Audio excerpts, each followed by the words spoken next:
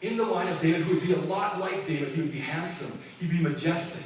He'd be a conquering king who would destroy all of the enemy nations, including the Romans who were occupying them at the time, and make Israel the #1 superpower in the world. That's what they looked forward to. But what they failed to remember was that David himself was not only a conquering king, he was also a suffering servant. But they weren't. When they read the Old Testament, they didn't see what we're seeing now in the book of Isaiah. They were looking for this great, conquering, handsome king. I think Jesus must have felt a lot like the father in this story from Dear Abby. And I want Ms. Carlson, will you read it for us?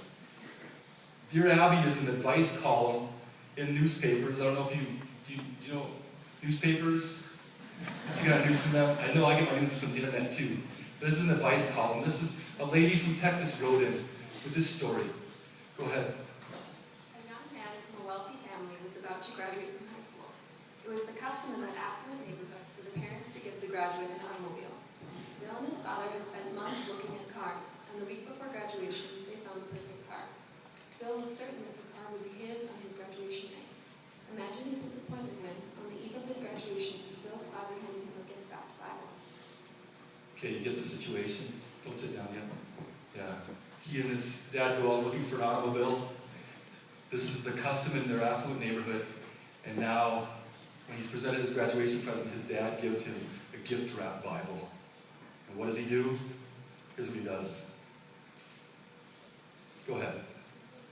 Bill was so angry that he threw the Bible down and stormed out of the house. He and his father never saw each other again. It was the news of his father's death that brought Bill home. As he sat one night going through his father's possessions that he was to inherit, he came across the Bible his father had given him. He brushed away the dust and opened it to find the cashier's check, dated the day of his graduation, and the exact amount of the card he had chosen to get. Yeah. Can you imagine how he felt when he opens up this Bible that his dad had given him, finally finds his cashier's check?